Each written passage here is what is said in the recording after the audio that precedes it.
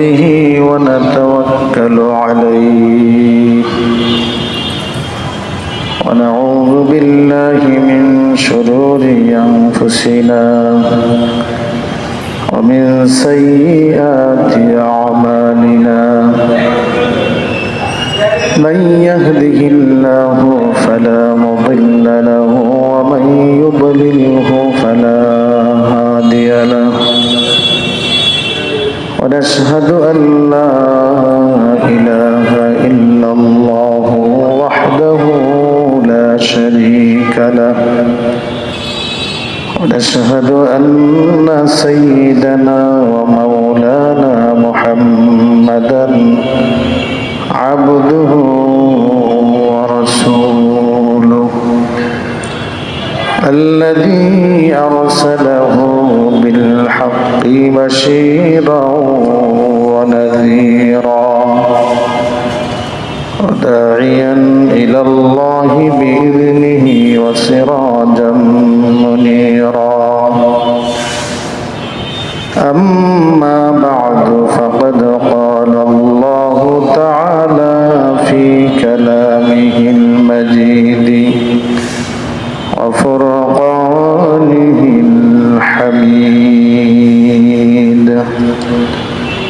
أعوذ بالله من الشيطان الرجيم بسم الله الرحمن الرحيم الحج أشهر معلومات فمن فرض فيهن الحج فلا رفث ولا فسوق ولا جدال في الحج صدق الله مولانا العظيم وقال رسول الله صلى الله عليه وسلم من حج لله فلم يرفث ولم يفسق رجع كيوم ولدته أمه وقال عليه الصلاة والسلام الحج المبرور ليس له جزاء إلا الجنة أو كما قال عليه الصلاة والسلام إن الله وملائكته يصلون على النبي يا أيها الذين آمنوا صلوا عليه وسلموا تسليما اللهم صل على محمد وعلى آل محمد كما صليت على إبراهيم وعلى آل إبراهيم إنك حميد مجيد اللهم بارك على محمد وعلى آل محمد كما باركت على إبراهيم وعلى آل إبراهيم إنك حميد مجيد اللهم صل وسلم وبارك عليه মহান আল্লাহ রাব্বুল আলামিনের দরবারে শুকরিয়া আদায় করছি আলহামদুলিল্লাহ। রমজান মাসের পরে আমরা যে মাসে অবস্থান করছি এই মাসের নাম শাওয়াল মাস। এই মাসের 6টি রোজা সম্পর্কে আমরা আলোচনা শুনেছি এবং অনেকে আমল করে ফেলেছি, শেষ করেছি, অনেকে এখনো চলমান রোজার মধ্যে আছে। আল্লাহ রাব্বুল আলামিন এই মাসের রোজাগুলো রেখে এর ফজিলত সওয়াব অর্জন করার তৌফিক আমাদেরকে দান করুন। রমজান মাসের পরেই শাওয়াল, জিলকাদ, জিলহাজ 3টি মাস। জিলহজ মাস চন্দ্র বছরের হিজরি সনের শেষ মাস। শাওয়াল, জিলকাদ, জিলহাজ এই 3 মাস সম্পর্কে আল্লাহ রাব্বুল আলামিন বলেন আল হাজ্জু আশহুরুম মা'লুমাত। হজ নির্দিষ্ট কয়েকটি মাসে, হজ তো একটি মাসই হয়, একই দিনে হয়,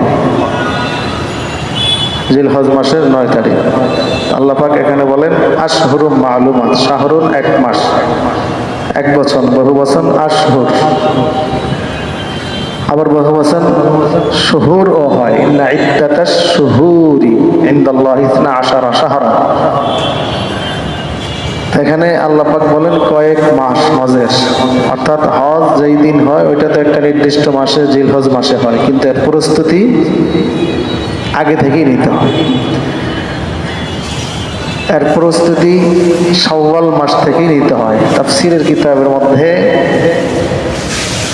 হযরত আব্দুল্লাহ ইবনে ওমর রাদিয়াল্লাহু তাআলা বলেছেন, আল্লাহ পাক যে এখানে কয়েকটি মাসের কথা বলেছেন, আল হাজ্জু আশহুরুম মা'লুমাত, হজ হয় সুনির্দিষ্ট কয়েকটি মাসে।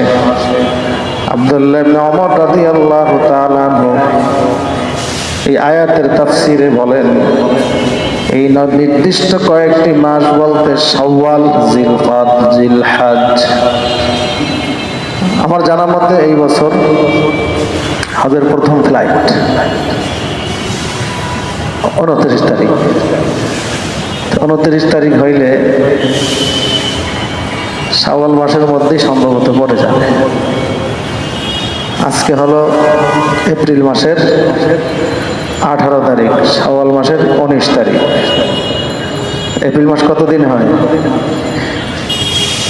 30 দিনে হয়।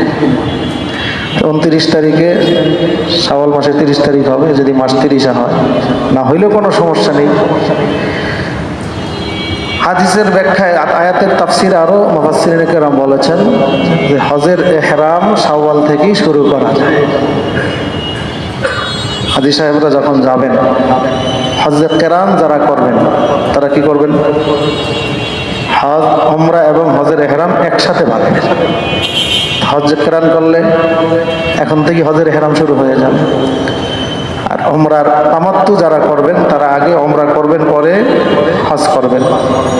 তারা তো তামাত্তু করলে ইহরাম করেই কাবার উদ্দেশ্যে রওনা করবেন। যাই হোক, তাহলে হজের মাস কয়টি? 3টি। আগের 2 মাস প্রস্তুতির জন্য, আর শাওয়াল, জিলকাদ, জিলহজ পরিপূর্ণ না, জিলহজের 9-10, 9 তারিখ আরাফা, 10 তারিখে কোরবানি, তো 10 তারিখে তো হজ সম্পন্ন হয়। 3 মাস বলতে 2 মাস 10 দিন। তো হজের আলোচনা এখন আমরা শুনব। হজ কতখানি গুরুত্ব রাখে, কোথায় গেলে হজ হয়। সারা পৃথিবীতে অনেক রাষ্ট্র আছে, অনেক উন্নত রাষ্ট্র আছে, অনুন্নত রাষ্ট্র আছে, মুসলিম রাষ্ট্র আছে, অমুসলিম রাষ্ট্র আছে। হজের একটি নির্দিষ্ট জায়গা আছে, সেটা কোন রাষ্ট্রে, সেটা কোন ঘরে তাওয়াফের মাধ্যমে, কোন জায়গায় সাফা মারওয়া সাঈর মাধ্যমে, কোন জায়গায় কোরবানি করলে, কোন জায়গায় অবস্থান করলে হজ হবে, ইত্যাদি বিষয়ে আমাদের আলোচনা চলতে থাকবে। যারা হজে যাব তারাও গুরুত্বের সাথে শুনবো, যারা আগে গিয়েছি তারাও গুরুত্বের সাথে শুনবো, যাদের এখন পর্যন্ত যাওয়ার সুযোগ হয় নাই আমরাও গুরুত্বের সাথে শুনবো, যাতে আল্লাহ আমাদের যাওয়ার সুযোগ করে দেন। ইচ্ছা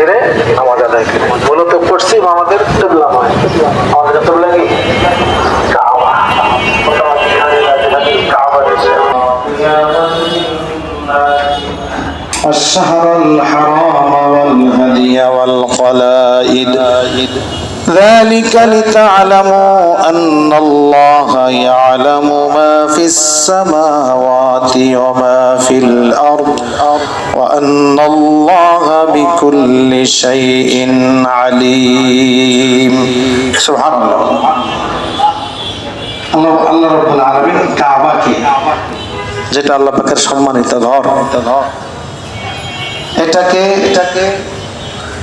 আল্লাহ নির্ধারণ করেছেন কিয়ামাল লিন্নাস, মানুষ সেখানে অবস্থান করবে, তাওয়াফ করবে, সালাত আদায় করবে, বসে বসে কাবার দিকে তাকিয়ে থাকবে, দাঁড়িয়ে তাকিয়ে থাকবে। হাদিস শরীফের মধ্যে এসেছে হযরত আব্দুল্লাহ ইবনে আব্বাস রাদিয়াল্লাহু তাআলা আনহু বর্ণিত থেকে হাদিস খানা আল মুজামুল কবির লিতাবরানির 11475 নম্বর হাদিস। আল মুজামুল কবির লিতাবরানি 11475 নম্বর হাদিস। হাদিস হযরত আব্দুল্লাহ ইবনে আব্বাস রাদিয়াল্লাহু তাআলা আনহু থেকে বর্ণিত। عن ابن عباس رضي الله تعالى عنه قال قال رسول الله صلى الله عليه وسلم إن الله تعالى ينزل في كل يوم وليلة 20 و100 رحمة ينزل على هذا البيت। রাসূল পাক সাল্লাল্লাহু আলাইহি ওয়াসাল্লাম বলেছেন নিশ্চয়ই আল্লাহ রাব্বুল আলামিন 120টি রহমত দিনে এবং রাতে 24 ঘন্টায় 120টি রহমত কাবা ঘরের প্রতি নাজিল করেন, অবতীর্ণ করেন। এর মধ্য থেকে 60টি রহমত দান করেন তওয়াফকারীদেরকে। 40টি রহমত নাজিল করেন কাবা ঘরে যারা নামাজ আদায় করে মুসল্লিদের প্রতি। আর 20টি রহমত নাজিল করেন যারা শুধু তাকিয়ে থাকে কাবা ঘরের দিকে। তাকানো ইবাদত, বসে শুধু তাকিয়ে থাকবে এটাও কি ইবাদত। নামাজ তো ইবাদত, তাওয়াফ করা ইবাদত, তাকিয়ে থাকাও ইবাদত। তো সরাসরি কাবা শব্দ দিয়ে আল্লাহ পাক কোরআনুল কারীমে কাবা ঘরের কথা উল্লেখ করেছেন। অন্য আয়াতের মধ্যে আল্লাহ বলেন ওয়া ইয জাআলনাল বাইতা মাসাবাতাল লিন্নাস, আল্লাহ বলেন আমি বাইতুল্লাহকে নির্ধারণ করেছি মানুষের সওয়াবের স্থান হিসাবে, সম্মেলনের কেন্দ্র হিসাবে, নিরাপত্তার স্থল হিসাবে। এখানে আল্লাহ পাক বাইত শব্দ, বাইতুল মানে ঘর, এখানে বিশেষ ঘর কাবা ঘরকে আল্লাহ বুঝাইয়েছেন। অন্য আয়াতের মধ্যে আল্লাহ বলেন সুম্মাল ইয়াকদু তাফাসাহুম ওয়াল ইউফু নুযুরহুম ওয়াল ইয়াতাওয়াফু বিল বাইতিল আতীক। আল্লাহ এখানে বলেছেন বাইতুল আতীক, তারা যেন বাইতুল আতীকের তাওয়াফ করে হাজী সাহেবরা। আতিক মানে স্বাধীন, বাইতুল আতিক স্বাধীন ঘর। এখানে কারো কোনো কর্তৃত্ব নাই, এখানে কর্তৃত্ব সরাসরি আল্লাহ রাব্বুল আলামিনের। সুবহানাল্লাহ। আল্লাহর যত ঘর আছে, মসজিদ বলেন, যত মসজিদ আছে পৃথিবীতে, কোন ব্যক্তির কর্তৃত্ব আছে, কোন ব্যক্তির পাওয়ার আছে, জায়গা নির্দিষ্ট করে রাখতে পারবে যেখানে আমি ছাড়া কেউ দাঁড়াইতে পারবে না। এজন্য তো নির্দিষ্ট জায়নামাজ বিছিয়ে জায়গা দখল করাও তো নিষেধ। হ্যাঁ, যারা আগে আসবে তারা বসার অগ্রাধিকার পাবে, তাকে কেউ সরাতে পারবে না। একজন মানুষ অনেক আগে এসেছেন, আমাদের আধা ঘন্টা আগে এসেছে, আসার অধিকার তার আছে। শুধু অধিকার নয়, সওয়াবও তার বেশি। 10 মিনিট পরে তার একটু পায়খানা পেশাবের সমস্যা হয়ে গেছে, সে কি করবে?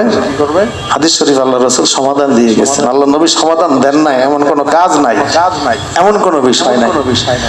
সে তার রুমাল অথবা টুপি অথবা মোবাইল অথবা চশমা যে কোনো একটা কিছু রাখায় জায়গায় রেখে যাবে, যাতে অন্য মুসল্লি বুঝতে পারে যেখানে আরেকজন আছে, উযু অথবা অন্য কোনো কাজে সে অন্য কোথাও গেছে। আর অর্থ এই না আপনি জায়নামাজের একটা তসবিহ রাখা মার্কেটে বাজার করতে যান, কোন আত্মীয়ের বাসায় খানা খাইতে যাইবেন অথবা নিজের বাসা থেকে খানা খাবেন, বিষয়টা এমন না। এটা শুধু উযু ইস্তেঞ্জার জন্য ইখতিয়ার আছে, অন্য কোনো কাজের ইখতিয়ার নাই। তো আল্লাহর সব ঘরেই স্বাধীন। আর আল্লাহ পাকের অন্যান্য যত ঘর মসজিদ গুলো আছে সবগুলোই পবিত্র কাবা ঘরের শাখা প্রশাখা। অন্য আয়াতের মধ্যে আল্লাহ রাব্বুল আলামিন এই কাবা ঘরকে বাইতুল হারাম বলেছেন। يا أيها الذين آمنوا لا تحلوا شعائر الله ولا الشهر الحرام ولا الهدي ولا القلائد ولا آمين بيت الحرام সম্মানিত ঘর। অন্য আয়াতের মধ্যে আল্লাহ রাব্বুল আলামিন এটাকে বাইতুল মুহাররম বলেছেন, যেমন হযরত ইব্রাহিম আলাইহিস সালাম দোয়া করেছিলেন, যে দোয়ার মধ্যে আছে রব্বানা ইন্নী আসকানতু মিন যুররিয়াতি বিওয়াদিন গায়রি যি যারইন ইনদা বাইতিকাল মুহাররম। হে আমার রব, আমার পরিবারকে রেখে গেলাম, আমার সন্তান ইসমাইলকে তার মা হাজরাকে রেখে গেলাম বিওয়াদিন এমন এক উপত্যকায় গায়রা যি যারইন যেখানে কোনো ফসল হয় না, কোনো কৃষি উৎপাদন হয় না, ইনদা বাইতিকাল মুহাররম আপনার বাইতুল মুহাররমের কাছে পাশে। সুবহানাল্লাহ। জমজম কুয়া কাবা ঘরের পাশে। ইসমাইল আলাইহিস সালাম সেখানেই শোয়া ছিলেন, পানির পিপাসায় ছটফট করতেছিলেন। তার পায়ের আঘাতে আল্লাহ রাব্বুল আলামিন জমজম কূপের পানির ব্যবস্থা করে দিলেন। বাইতুল মুহাররম নামেও কাবা ঘরের উল্লেখ আছে। কোরআনুল কারীমের অন্য আয়াতের মধ্যে আল্লাহ রাব্বুল আলামিন বলেন, সূরা আলে ইমরানের 96-97 নম্বর আয়াত, ইন্না আউওয়ালা বাইতিন wudi'a লিন-নাসি লাল্লাযী বিবাক্কাতা মুবারাকাও ওয়া হুদাল লিল-আলামিন فيه آيات بينات مقام إبراهيم ومن دخله كان آمنا ولله على الناس حج البيت من استطاع إليه سبيلا ومن كفر فإن الله غني عن العالمين। পৃথিবীর প্রথম ঘর, সুবহানাল্লাহ, কাবা ঘর প্রথম ঘর। আল্লাহ বলেন কোরআনে, উদিয়া লিন-নাস মানুষের ইবাদতের জন্য স্থাপন করা হয়েছে, নির্মাণ করা হয়েছে। আল্লাযী বিবাক্কাতা যেই ঘরটি মক্কায় অবস্থিত। কোথায়? মক্কা অবস্থিত। মুবারাকান বরকতময় ঘর, হুদাল লিল আলামিন গোটা পৃথিবীর মানুষের হেদায়েতের দিশারি। এখানে আসলে মানুষ হেদায়েত পায়, সঠিক পথ পেয়ে যায়। ফীহি আয়াতুন বাইয়িনাতুম মাকামু ইব্রাহিম এখানে রয়েছে অনেক আল্লাহর নিদর্শন, তার মধ্যে একটি হলো মাকাম ইব্রাহিম, ইব্রাহিম আলাইহিস সালামের পদচিহ্ন। সুবহানাল্লাহ। নূহ আলাইহিস সালামের তুফানে কাবাঘর নিশ্চিহ্ন প্রায়, শুধু চিহ্ন ছিল, এখানে কাবাঘর ছিল। এটাকে পুনর্নির্মাণ মেরামতের কাজ করেছেন কে? ইব্রাহিম আলাইহিস সালাম। যে পাথরে দাঁড়িয়ে কাজ করেছেন, অটো পাথর আল্লাহ রাব্বুল আলামিন দিয়েছেন। নিচে কাজ করলে নিচে চেপে যেত, উপরে কাজ করলে বড় হয়ে যেত অথবা উপরে উঠে যেত। সুবহানাল্লাহ। এটাকে আল্লাহ রেখে দিয়েছেন। একটি গ্লাসের মধ্যে আটকানো আছে কিনা? আছে। ওখানে গিয়েও মানুষ উল্টাপাল্টা করে। আছে কিনা? জায়েজ আছে। খবরদার, এটা শুধু দেখবো আল্লাহর একটা নিদর্শন। এখানে চুমা দেওয়া, সেজদা দেওয়া, স্পর্শ করার মধ্যে কোনো ফায়দা নাই, বরং গুনাহ আছে। কি আছে? গুনাহ আছে। বাংলাদেশের মানুষ কি বলেন, এত ভক্তি করি, ভক্তির চোটে একেবারে শিরক বিদআত করে ফেলি আমরা। না, এটা করা যাবে না। মাকাম ইব্রাহিম আল্লাহর একটা নিদর্শন, কোরআনে সরাসরি আছে। সূরা আলে ইমরানের 96-97 নম্বর আয়াত। ফীহি আয়াতুন বাইয়িনাতুম মাকামু ইব্রাহিম। অনেক নিদর্শন আছে এখানে, তার মধ্যে একটি হলো মাকাম ইব্রাহিম, ইব্রাহিম আলাইহিস সালামের পদচিহ্ন। ওমান দাখালাহু কানা আমিনা, কাবা ঘরে যারা ঢুকবে তারা নিরাপদ। ওয়ালিল্লাহি আলান নাসি হিজ্জুল বাইতি মান ইসতাতা ইলাইহি সাবিলা, আর আল্লাহ পাকের পক্ষ থেকে ফরজ বিধান হলো ওই সকল মানুষের উপরে যাদের সেই কাবা ঘরে যাওয়ার সামর্থ্য আছে, হিজ্জুল বাইত, এই বাইতুল্লাহ শরীফের হজ করা তাদের উপরে ফরজ। সুবহানাল্লাহ বলো। যাদের যাওয়ার মতো সামর্থ্য আছে, যার যাওয়ার মতো সামর্থ্য আছে কিন্তু গেল না, আল্লাহ নবী বলেন ইহুদি হয়ে মারা যাক অথবা খ্রিস্টান হয়ে মারা যাক, তাতে আমার নবীর কিছু আসে যায় না। অনেক মানুষ আছে কত কষ্ট করে টাকা পয়সা জোগাড় করে, এত মহাব্বত, যাওয়ার একটু সুযোগ কিভাবে হবে আল্লাহ পাকে নিয়ে নেন। অনেকে আছে এই ছেলেটা একটু বিবাহ করাই, এই মেয়েটা বিবাহ করাই, এই করি সেই করি, মার্কেটের কিছু কাজ বাকি আছে, বাড়ির কিছু কাজ বাকি আছে, এরকম করতে করতে আর যাওয়া হয় না। এমন একটি ফরজ বিধান যেখানে আল্লাহ রাসূল বলেছেন সে মুসলমান অবস্থায় মারা যাও অথবা অন্য কোন ধর্ম অবলম্বনে মারা যাক, তাতে আমার কিছু আসে যায় না। আল্লাহ নবী ধমক দিয়েছেন, গুরুত্ব বুঝতে হবে। এজন্য যাওয়ার সামর্থ্য থাকলে আর দেরি করা যাবে। আরেকটি ব্যাপার তো আমাদের মধ্যে দেখা যায়, হজের খরচ হঠাৎ করে বেড়ে গেছে, যেটা 3-4 লাখের মধ্যে ছিল সেটা 7-8 লাখে উঠে গেছিল, আবার একটু কমেছে এখন। এই সুযোগে অনেক মানুষ ওমরা করা শুরু করেছে। উদ্দেশ্য কি? যে হজের খরচ বেশি, আমরা ওমরা করে আসি, কাবা ঘরে তো যাওয়া হইল। 500 রাকাত নফল নামাজ পড়ছেন কিন্তু মাগরিবে 3 রাকাত পড়েন না। 500 রাকাত দ্বারা মাগরিবের 3 রাকাতের সমান হবে? 100 বার, 1000 বার, 10,000 বার ওমরা করেছেন, একবার হজের সমান হবে? অতএব যাদের উপরে হজ ফরজ তাদের হজ করতে হবে। ওমরার দ্বারা হজের কোনো ক্ষতিপূরণ হবে না। হ্যাঁ, করলে তো সওয়াব হবে। করলে কি হবে? সওয়াব হবে। বিশেষজ্ঞরা বলেছেন, গবেষকরা বলেছেন হজের খরচ বেড়ে যাওয়ার পরে ওমরার যাত্রী বেড়ে গেছে। অর্থাৎ অনেকে এই ওমরা দিয়েই হজ শেষ করতে চায়। এটা গলত, এটা ভুল ধারণা। হজ ফরজ হইলে হজ অবশ্যই করতে হবে। আল্লাহ আমাদেরকে বোঝার তৌফিক দান করেন। পবিত্র মক্কা মদিনা যাওয়ার মাধ্যমে আমাদের অনেকগুলো ফজিলত অর্জিত হয়। রাসূল পাক সাল্লাল্লাহু আলাইহি ওয়াসাল্লাম হাদিস শরীফের মধ্যে বলেছেন, হাদিস ইবনে মাজাহ 1406 নম্বর হাদিস, 1406 নম্বর হাদিস। আন জাবির রাদিয়াল্লাহু তাআলা আনহু আন্না রাসূলুল্লাহ সাল্লাল্লাহু আলাইহি ওয়াসাল্লাম قال صلاة في مسجدي أفضل من 1000 صلاة فيما سواه إلا المسجد الحرام وصلاة في المسجد الحرام أفضل 100,000 صلاة فيما سواه। রাসূল পাক সাল্লাল্লাহু আলাইহি ওয়াসাল্লাম বলেছেন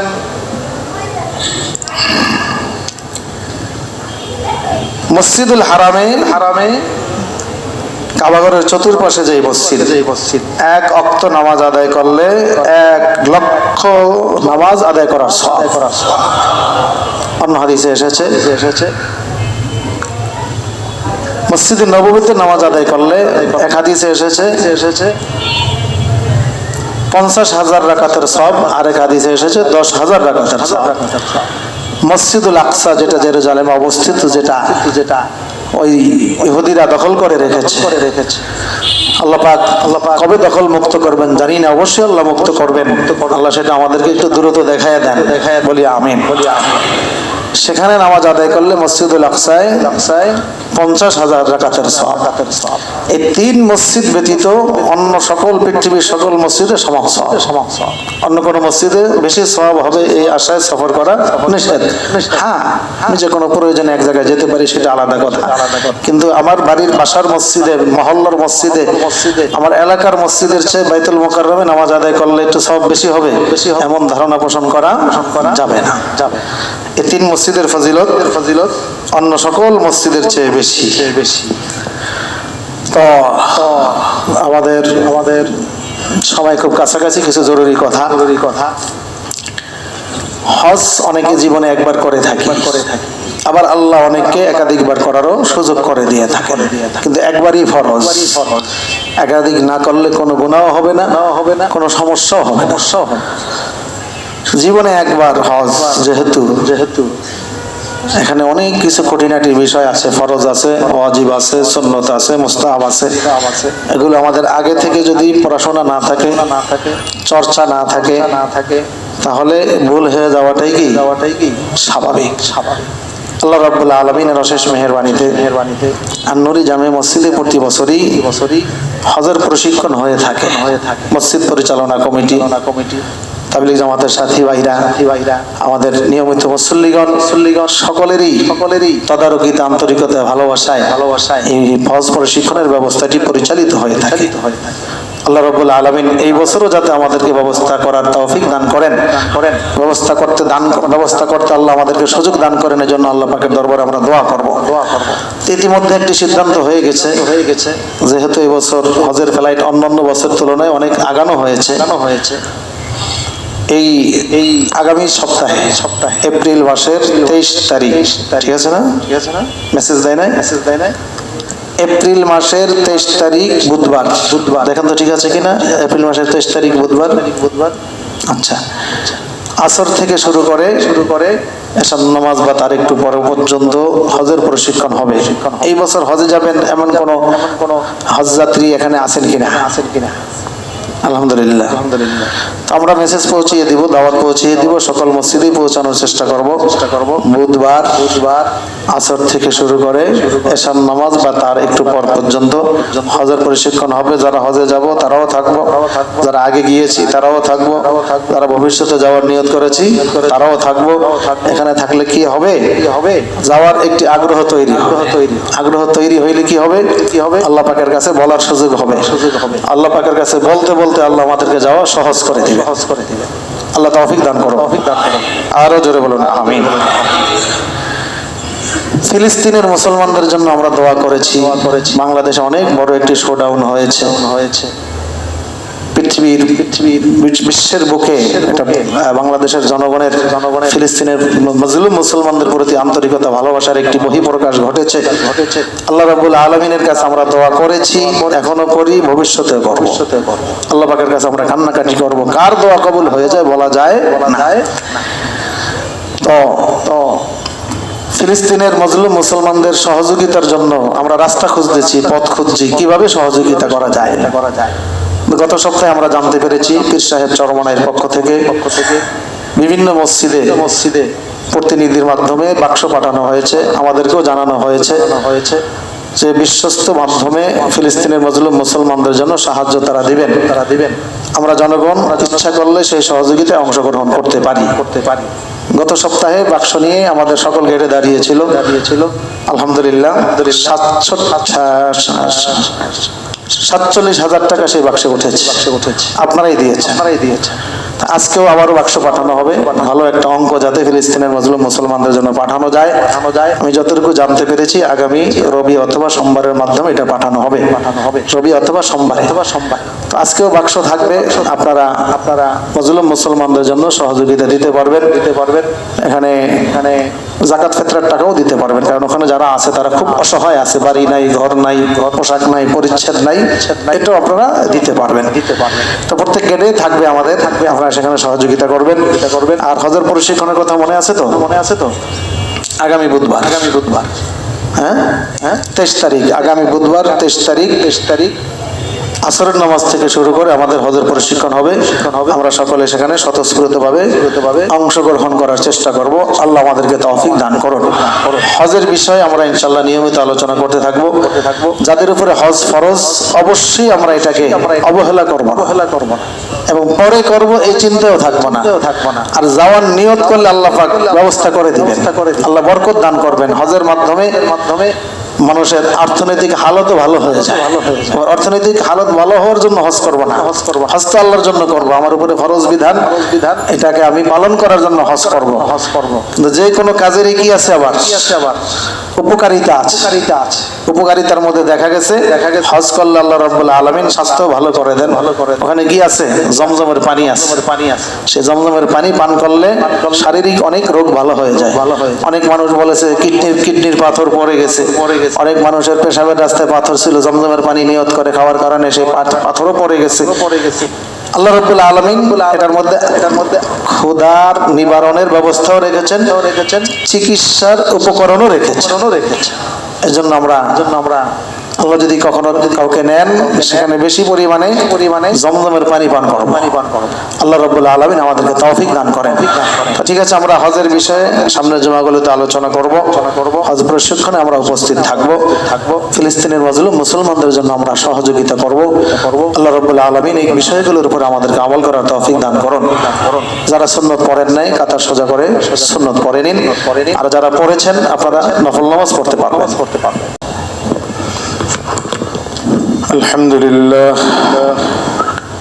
الحمد لله الذي جعل الكعبة البيت الحرام قياما للناس وأمنا وفضلها على سائر البقاع تفضيلا وجعلها لقلوب المؤمنين مقصدا ولتوحيده وعبادته موضعا وأشهد أن لا إله إلا الله وحده لا شريك له وأشهد أن محمدا عبده ورسوله صلى الله عليه وعلى آله وصحبه أجمعين. أما بعد فأوصيكم أيها المسلمون ونفسي بتقوى الله فهي زادكم وبها نجاتكم وهي وصية الله للأولين والآخرين. قال الله تعالى: يا أيها الذين آمنوا اتقوا الله وقولوا قولا سديدا يصلح لكم أعمالكم ويغفر لكم ذنوبكم ومن يطع الله ورسوله فقد فاز فوزا عظيما. يا عباد الله، إن الكعبة المشرفة هي أول بيت وضع للناس لعبادة الله وتوحيده. قال الله تعالى: إن أول بيت وضع للناس للذي بمكة مباركا وهدى للعالمين. إنه بيت مبارك فيه آيات بينات، منها مقام إبراهيم وفيها الركن اليماني والحجر الأسود وفيه محل الطواف والصلاة. اعلموا رحمكم الله إن أول من بناها الملائكة الكرام ثم رفع قواعدها سيدنا إبراهيم وإسماعيل عليهما السلام. قال تعالى: وإذ يرفع إبراهيم القواعد من البيت وإسماعيل ربنا تقبل منا إنك أنت السميع العليم.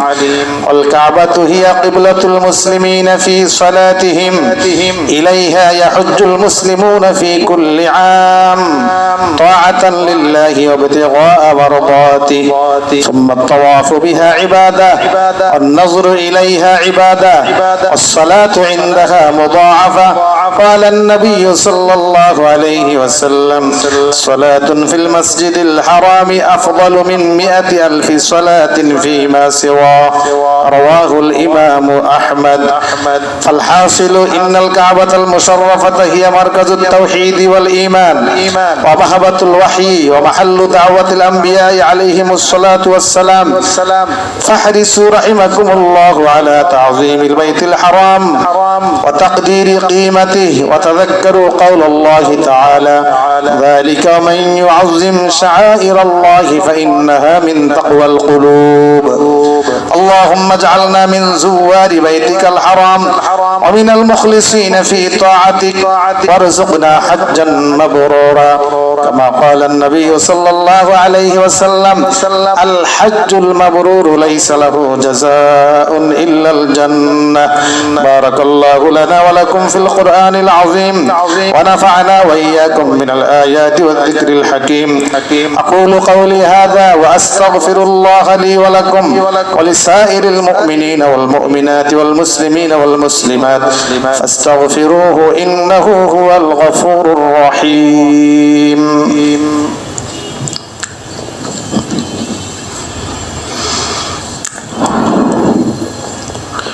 الحمد لله حمدا كثيرا وسبحوه بكرة وأصيلا ونشهد أن لا إله إلا الله وحده لا شريك له سميعا قديرا ونشهد أن سيدنا ومولانا محمدا عبده ورسوله مخاطبا نحن نزلنا عليك القرآن تنزيلا إن الله وملائكته يصلون على النبي يا أيها الذين آمنوا صلوا عليه وسلموا تسليما اللهم صل على محمد وعلى آل محمد كما صليت على إبراهيم وعلى آل إبراهيم إنك حميد مجيد اللهم بارك على محمد وعلى آل محمد كما باركت على إبراهيم وعلى آل إبراهيم إنك حميد مجيد اللهم ارحم على أبي بكر الصديق بن أبي قحافة وعلى عمر بن الخطاب وعثمان بن عفان وعلي بن أبي طالب رضي الله تعالى عنهم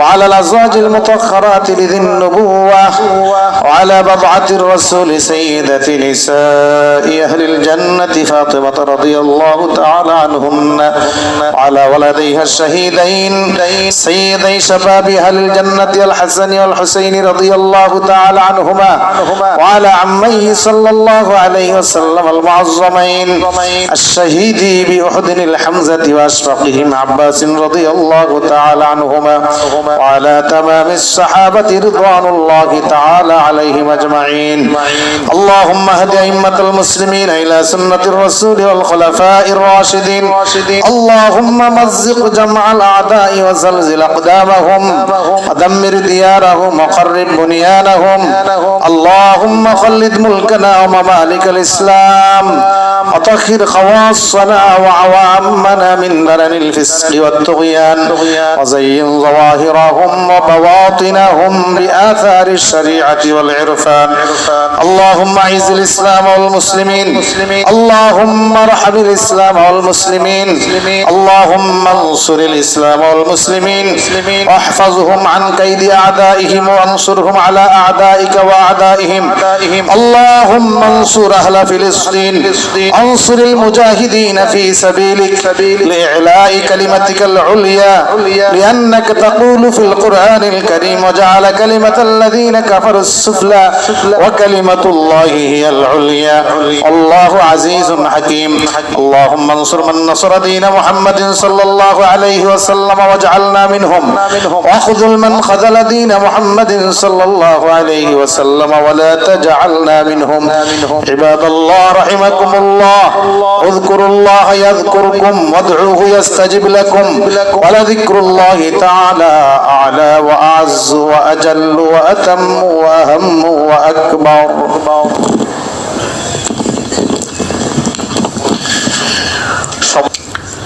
الله أكبر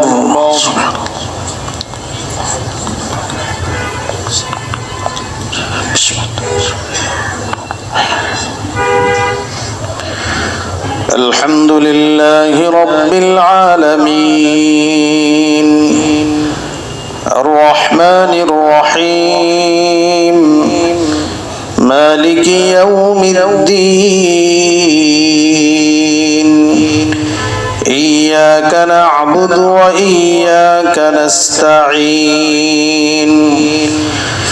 اهدنا الصراط المستقيم صراط الذين أنعمت عليهم غير المغضوب عليهم ولا الضالين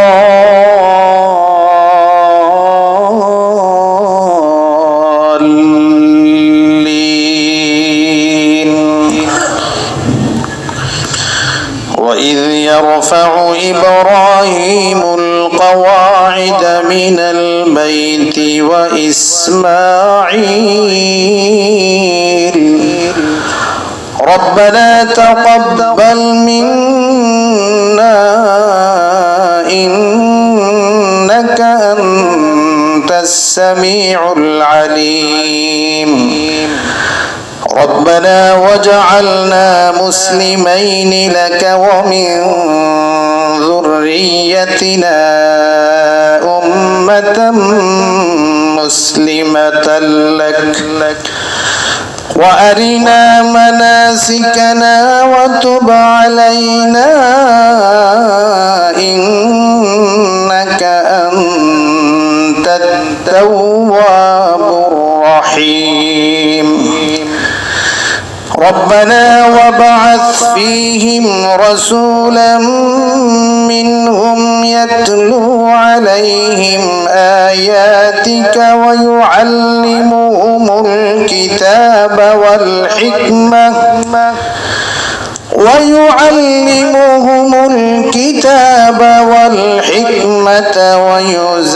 ويزكيهم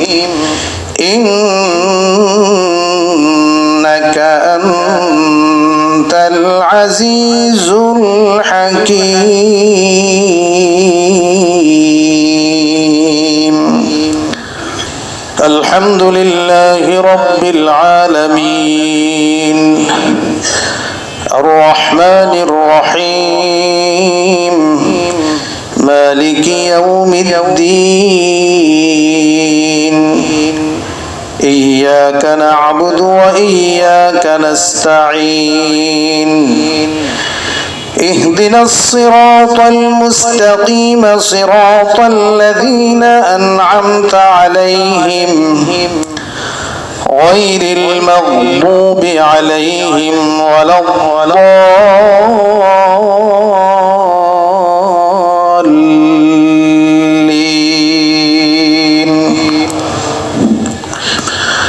قل صدق الله فاتبعوا ملة إبراهيم حنيفا وما كان من المشركين إن أول بيت وضع للناس للذي ببكة مباركا وهدى للعالمين فيه آيات بينات مقام إبراهيم فيه آيات بينات منها مقام إبراهيم دخله كان آمنا ولله على الناس حج البيت من استطاع إليه سبيلا ومن كفر فإن الله غني عن العالمين الحمد لله رب العالمين والصلاة والسلام على أشرف الأنبياء وسيد المرسلين ربنا ظلمنا أنفسنا وإن لم تغفر لنا وترحمنا لنكونن من الخاسرين رب العالمين মেহেরবানি করে আমাদের জীবনের গুনাহ খাতাগুলো মাফ করে দেন আমাদের আত্মীয়স্বজন যারা কবরে আছে তাদেরকে মাফ করে দেন জীবিতদের নেক হায়াত দারাজ করে দেন অসুস্থদেরকে সুস্থ করে দেন যারা দোয়া চেয়েছেন তাদের নেক মাকাসিদগুলো পূরণ করে দেন মরহুম আত্মীয়স্বজনের রুহের মাগফিরাত করে দেন আমাদের কাজে কারবারে ব্যবসা বাণিজ্য দোকান পাটে চাকরি বাকরিতে বাসায় বাড়িতে খাস রহমত বরকত নাজিল করে দেন গোটা বাংলাদেশের উপরে খাস রহমত নাজিল করে দেন বিশ্বের মজলুম মুসলমানদেরকে হেফাজত করুন খাস করে ফিলিস্তিনের গাজার মজলুম মুসলমানদেরকে হেফাজত করুন আল্লাহ আপনার রহমত নাজিল করুন কাফেরদের হেদায়েত নসিব করে দেন হেদায়েত নসিবে না থাকলে ধ্বংস করে দেন রব্বুল আলামিন আমাদের জটিল কঠিন রোগ শোক বালা মুসিবত বিপদ আপদ থেকে আমাদেরকে হেফাজত করুন ইয়া আল্লাহ পবিত্র হজের প্রশিক্ষণ হবে 23 তারিখ বুধবার আমরা স্বতঃস্ফূর্তভাবে অংশগ্রহণ করতে পারি সেই তৌফিক আমাদেরকে দান করুন আল্লাহ হজে যাওয়ার যারা নিয়ত করেছেন হজকে তাদের জন্য সহজ করে দেন আসান করে দেন আল্লাহ আমরা যারা যেতে পারি নাই আমাদেরকে যাওয়ার ব্যবস্থা করে দেন পবিত্র কাবা ঘর আপনার হাবিবের রওজা মুবারক জিয়ারত করার সুনসিব আমাদের সকলকে দান করুন সাল্লাল্লাহু তাআলা আলা খাইরি খালকিহি মুহাম্মাদিন ওয়া নূরি আরশিহি وعلى آله وأصحابه أجمعين وارحمنا معهم برحمتك يا أرحم الراحمين.